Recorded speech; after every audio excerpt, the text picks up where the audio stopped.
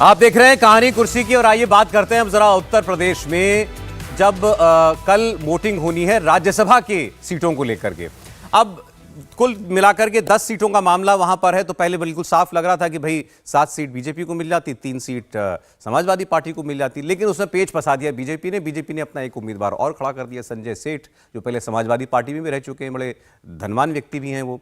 और इसके सिलसिले में आज बीजेपी की तरफ से अपने विधायकों की, आरएलडी के विधायकों की और जितने उनके साथी हैं उन सब के विधायकों को ट्रेनिंग कराएंगे कि आपको वोट कैसे करना है, क्योंकि कई बार जो है वोट गलत पड़ जाता है राज्यसभा में तो वो निरस्त हो जाता है, तो उसमें बड़ी दिक्कत होती है फिर। अब इसके बाद अखिलेश यादव जो हैं वो भी बड़े एक्टिव हो गए हैं और उन्होंने भी कल होने वाले चुनाव पर बोला है। जयंत चौधरी भी खुलकर के अब इस तरफ आ गए, हालांकि वो वजह नहीं बताए, अभी तक वजह नहीं बता रहे हैं कि मैंने इंडिया छोड़कर एनडीए क्यों चुना है।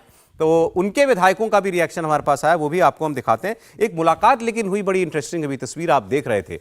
राजा भैया से मिलने के लिए पहुंचे ओपी राजभर, जो कि एनडीए के साथी हैं, और इनकी मुलाकात हुई। इससे पहले जो समाजवादी पार्टी के प्रदेश अध्यक्ष नरेश उत्तम, वो राजा भैया से मुलाकात कर चुके हैं।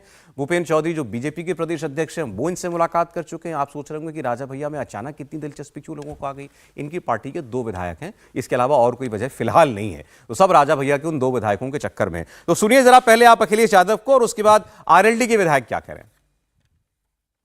चुनाव होने जा रहा है, उसमें सरकार दबाव बना रही है। विधायकों पे दबाव क्या बनाएगी सरकार, और ये सरकार का तरीका है काम करने का, लोगों को डराना, लोगों को धमकाना, एजेंसियां लगा देना, या कोई पुराना केस हो उसको निकाल करके उस पर दबाव बनाना। ये सब कुछ चलने वाला नहीं है इस चुनाव में। सब लोग मिलकर एनडीए के प्रत्याशियों को वोट करेंगे और हमारे नेता माननीय जयंत चौधरी जी का यही हमें निर्देश है और यही बल फाइनल है, उसमें कोई वाली बात ही नहीं। आदरणीय नेता राष्ट्रीय लोकदल के राष्ट्रीय अध्यक्ष चौधरी जयंत सिंह जी के आदेश है और गठबंधन के हिसाब से हम एनडीए को ही वोट देंगे और 9 के 9 विधायक हम साथ में हैं। हमारे 9 के 9 विधायक एनडीए को सपोर्ट करेंगे। आज माननीय मुख्यमंत्री जी मीटिंग ले रहे हैं, हम मीटिंग में साथ रहेंगे और कल मतदान जो करेंगे वो एनडीए के साथ करेंगे। अभी तक उत्तर प्रदेश के अंदर समाजवादी पार्टी के साथ गठबंधन अचानक क्या हुआ? हाँ, ये तो हमारे नेतृत्व की बात है कि कहाँ कोई फर्क आया, जो भी बात रही वो तो नेतृत्व को मालूम है।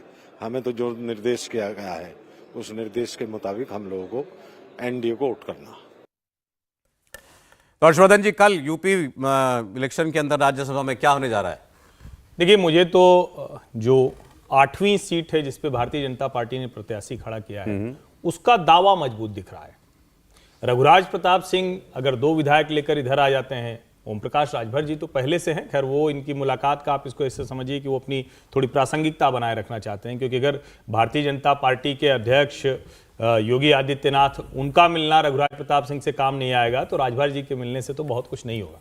लेकिन अभी जो राष्ट्रीय लोकदल आ गया, रघुराज प्रताप सिंह का आना हो गया, और जो सबसे बड़ी बात है जिसको आप देखिए, अंदर से चोट पहुंची है अखिलेश यादव जी को। जो पल्लवी पटेल ने जो बयान दिया था वो बयान मतलब खतरनाक है। अगर अंदर से इस तरह से लोग पीडीए के नाम पर दूसरी तरफ वोट कर देंगे, और हर कोई ये कह रहा है कि ये जया बच्चन और आलोक रंजन जी का इनका जो उम्मीदवारी है ये ठीक नहीं है समाजवादी पार्टी के लिहाज से।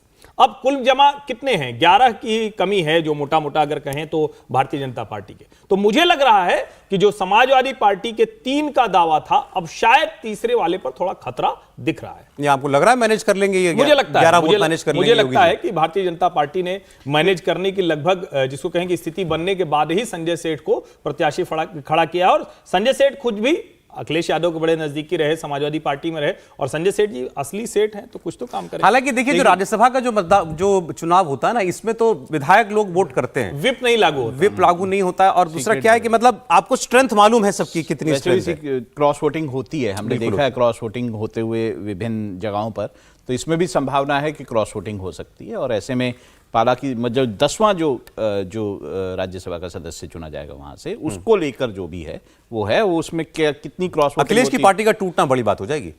देखिए, ये संभावना है। आप ये कहना कि इधर की पार्टी या उधर नहीं जाएंगे, इधर के उधर नहीं जाएंगे, और जैसा कि हर्षवर्धन जी ने संकेत किए, ज़्यादा नहीं बोला कि वो सेठ हैं, तो क्या होगा ये क्रॉस वोटिंग में, ये कहना मुश्किल है।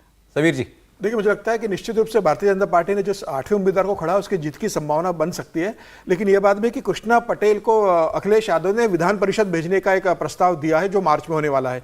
तो हो सकता है कि पल्लवी पटेल समाजवादी, बिल्कुल, ये कल रात को अखिलेश यादव ने कहा है, पल्लवी पटेल से भी बात हुई उनकी, और उनकी मां कृष्णा पटेल से भी बात हुई, और उन्हें विधान परिषद भेजने के लिए उन्होंने प्रस्ताव दिया है, जो भी मार्च में होने वाली 3 सीटें अखिलेश यादव की विधान परिषद को मिलने वाली है। तो मुझे लग रहा है कि अगर इस बात पर अगर सहमति बन जाती है तो हो सकता है कि पल्लवी पटेल ऐसी स्थिति में समाजवादी पार्टी के उम्मीदवार के पक्ष में वोट करें, क्योंकि उनकी मां को अगर विधान परिषद भेजा जा रहा होगा।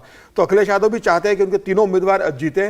तो अब देखना होगा कि क्या स्थिति बनती है, लेकिन मुश्किल है अखिलेश यादव को, हालांकि 1 सीट की जरूरत है अखिलेश यादव को, भारतीय जनता पार्टी को 11 से ज्यादा वोट की जरूरत है। तो इतने वोट वो तोड़ पाएंगे क्या, ये एक बड़ी चुनौती होगी अखिलेश के लिए। फासला यही बात मतलब यही लग रहा है कि अगर कैंडिडेट दिया है बीजेपी ने तो कुछ ना कुछ तो गणित लगाया होगा अपना। नहीं, जरूरी ये नहीं होता कि हर बार भारतीय जनता पार्टी ये सोच के उम्मीदवार उतार दे कि हमने अगर उम्मीदवार उतार दिया तो वो जीतेगा ही। हमारे पास गणित होता है, कई बार ऐसा होता है कि उम्मीदवार हारता है। अगर आप पिछले बार झारखंड का देखोगे तो भारतीय जनता पार्टी ने समीर उरांव के साथ एक और उम्मीदवार उतार दिया था, जो कांग्रेस के जो उम्मीदवार थे, जो जिनके पास 300 करोड़ रुपए निकले, जो अभी सांसद है राज्यसभा, ये धीरज साहू के पास ये चुनाव लड़े थे उस समय। तब भारतीय जनता पार्टी ने झारखंड से एक और उम्मीदवार उतारा था, लेकिन धीरज साहू जीत गए थे, भारतीय जनता पार्टी का दूसरा उम्मीदवार हार गया था। अरे मैं जरा जयंत चौधरी की एक बयान आपको दिखाता हूं। अभी देखिए, कल ही जो है अखिलेश यादव और राहुल गांधी, प्रियंका गांधी सब एक साथ एक मंच पर थे और जीप पर सवार हो गए अखिलेश यादव राहुल गांधी की, और फिर वहां उन्होंने उन्हीं के मोहब्बत की दुकान के नारे को आगे बढ़ाया था। अब जयंत चौधरी जो है उन्होंने रिएक्ट किया इनके दोनों के एक साथ आने पर। देखिए जरा जयंत चौधरी की बात।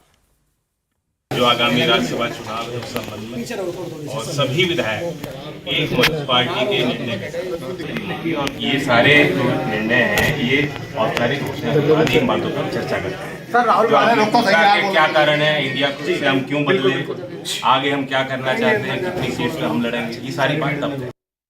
अच्छा, इसके आगे इन्होंने ये भी कहा है कि वो आज यात्रा निकाल रहे हैं, उनको हमारी शुभकामनाएं हैं, बस राहुल जी आगरा मथुरा के लोगों को शराबी ना कह दें। इसमें एक चीज और मैं जोड़ दूं, इस पे जवाब देंगे कि जो बहुजन समाज पार्टी का अकेला विधायक है उमा शंकर सिंह बलिया, वो भी भारतीय जनता पार्टी की तरफ वोट करेगा। ये भी एक चीज ध्यान में रखनी चाहिए। और 2 विधायक हैं जो एक तो जेल में है, वो नहीं कर पाएंगे। 2 विधायक हैं जिनकी समाजवादी पार्टी की तरफ से जिनके वोट पर खतरा है। देखिए, दोनों तरफ से कैलकुलेशंस है, ऐसा नहीं है कि समाजवादी पार्टी का कैलकुलेशन नहीं था तब उन्होंने तीसरा विधायक जो है, मतलब तीसरा कैंडिडेट उतारा है। अब बीजेपी की, जैसे समीर जी बात कर रहे थे, बीजेपी ने साफ मेजॉरिटी कांग्रेस की होते हुए हिमाचल में भी उतार दिया एक कैंडिडेट। तो ऐसा नहीं कि बीजेपी की कैलकुलेशंस नहीं होंगी। चलिए देखते हैं तो कल पता चलेगा। मैं दूसरी खबर पर बढ़ा, और ये भी देखिए बड़ी खबर बनती जा रही है। महाराष्ट्र से मराठा आंदोलन को लेकर के जो जरांगे पाटिल साहब हैं, ये अब बड़े नाराज हो गए हैं, और इनकी नाराजगी देखिए सीधे सीधे है मनोज जरांगे पाटिल, और इनकी नाराजगी सीधे deputy chief minister Devendra Fadnavis से है।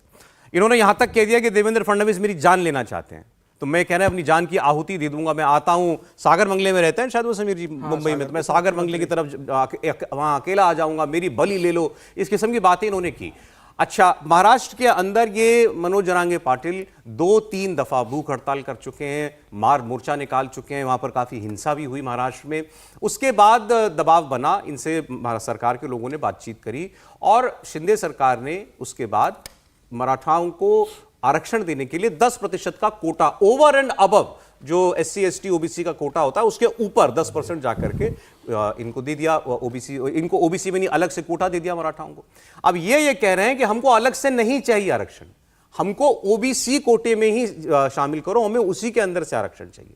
सरकार की दिक्कत क्या है कि अगर आप OBC के अंदर इनको शामिल कर लेते हो तो OBC समाज नाराज हो जाएगा। जो सरकार के अपने मंत्री हैं, छगन भुजबल जैसे और बहुत सारे विधायक हैं, वो इस बात से नाराज थे कि सरकार मराठाओं की बात क्यों मान रही है, इनको आरक्षण क्यों दे रही है। तो एक ये रास्ता निकाला था सरकार ने कि इनको अलग से आरक्षण दे देते हैं, लेकिन मनोज जरांगे पाटिल जो हैं वो मान नहीं रहे, और बात अब जो है वो सरकार और इनके बीच में आपने देखा इस हद तक चली गई है कि सरकार ये कह रही है बहुत सह लिया हमने, अब और नहीं, अब तो लॉ एंड ऑर्डर की स्थिति बनेगी तो फिर हम भी देख लेंगे। समीर जी, देखिए, सरकार किसी भी महाराष्ट्र की सरकार रही है, अगर पिछले आप 15 साल में देखोगे तो किसी ने भी महाराष्ट्र में मराठाओं को आंदोलन देने के लिए कदम पीछे नहीं खींचे।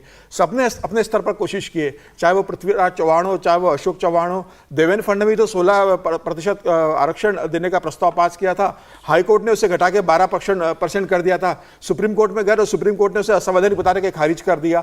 तो यह महाराष्ट्र की सरकार भी जानती है और महाराष्ट्र के मराठा के जो आंदोलन कर रहे हैं इस बात को भी जानते हैं कि जिस तरीके से सरकार ने अभी 20 फरवरी को विशेष सत्र बुला के 10% का आरक्षण दिया है, इससे बेहतर सरकार कुछ नहीं कर सकती। टिकेगा नहीं ना सर, ये मनोज जरांगे पाटिल क्यों कह रहे हैं? उनको मालूम है कोर्ट में जाएगा। 52% का आरक्षण भी महाराष्ट्र के अंदर मिल रहा है, 10% का सरकार ने दे दिया, वो 62% हो गया है। 50 के ऊपर जाओगे तो आपको आरक्षण मिलेगा। बेसिस मांगता है ना, आपने किस बेसिस पर दिया? अब मराठा जो आंदोलन कर रहे हैं उनका यह कहना है कि आप हमें इसमें दो, कुणबी के अंदर दीजिए।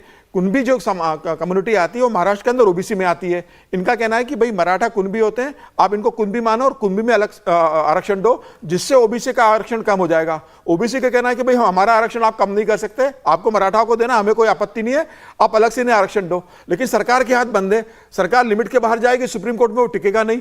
ओबीसी के आरक्षण से देगी तो ओबीसी पूरा वर्ग नाराज हो जाएगा। और माधव चुनाव से पहले ये टेढ़ी खीर है ना सरकार, निश्चित रूप से सरकार के टेढ़ी खीर, भारतीय जनता पार्टी के लिए विशेष रूप से परेशानी का सबब है, क्योंकि भारतीय जनता पार्टी जब से 2 मराठाओं को भारतीय जनता पार्टी ने अपने साथ लेकर आया, चाहे वो एकनाथ शिंदे को मुख्यमंत्री बनाया हो, अजित पवार मराठा को उप मुख्यमंत्री बनाया हो, ओबीसी समाज में मैसेज जा रहा है कि भारतीय जनता पार्टी मराठाओं के लिए विशेष ध्यान दे रही है। और इस आरक्षण के बाद ओबीसी समाज को यह लग रहा है, जो माधव कम्युनिटी महाराष्ट्र के अंदर कहलाती है, म से माधव है, ध से धनगर है, म से माली, ध से धनगर, व से वंजारी, ये कम्युनिटी है महाराष्ट्र की, जिसको भारतीय जनता पार्टी ने अपने साथ जोड़ा था। गोपीनाथ मुंडे ने बेसिकली ओबीसी समुदाय को, महाराष्ट्र के खिलाफ ओबीसी को तैयार किया था भारतीय जनता पार्टी का वोट बैंक, और ये बड़ा vote bank Bharatiya Janata party का रहा है माधव का। अब भारतीय जनता पार्टी का समस्या ये कि अगर वो मराठाओं पर विशेष ध्यान देती है तो उनका जो ओबीसी का स्ट्रांग वोट बैंक है वो शिफ्ट हो सकता है, जिससे अभी भी ओबीसी मंत्री हैं छगन भुजबल, सीनियर मंत्री हैं, इन्होंने तो खुला मोर्चा खोल दिया था अपनी सरकार के खिलाफ। छगन भुजबल को सुनिए, और संजय राउत साहब क्यों नहीं बोलते जब भी कोई, वहां तो इतना बड़ा मुद्दा हो गया, संजय राउत को भी सुनिए। हमारे साथ है सर, जिस तरीके से मनोज जरांगे पाटिल देवेंद्र फडणवीस पे कड़े प्रहार करते हैं, जिन भाषा का उपयोग कर रहे हैं, मंत्रिमंडल में आप सदस्य हैं। अभी इसके बारे में कुछ नहीं बोलना चाहता, क्या हो रहा है दुनिया देख रही है।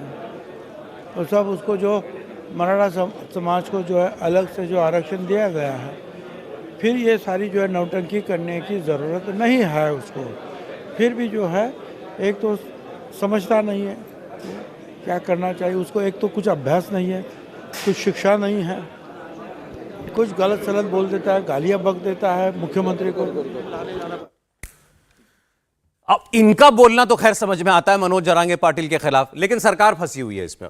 नहीं, सरकार निश्चित तौर पर फंसी है, लेकिन इसको थोड़ा और गहरे जाकर देखना चाहिए। मराठा में एक बड़ा वर्ग है जो अपने को ओबीसी नहीं कहलाना चाहता है। महाराष्ट्र की राजनीति में यह आज का संघर्ष नहीं है।